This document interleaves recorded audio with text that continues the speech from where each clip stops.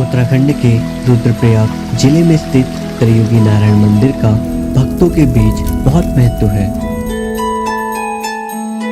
क्योंकि यहाँ भगवान शिव व माता पार्वती का विवाह संपन्न हुआ था।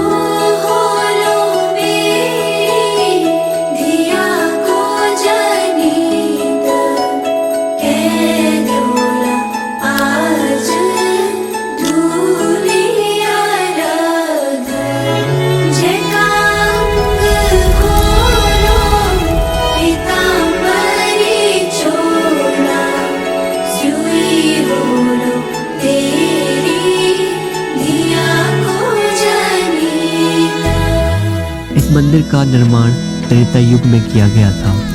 इस अखंड धूनी के चारों ओर फेरे लगाकर ही भगवान शिव व माता पार्वती का विवाह संपन्न हुआ था।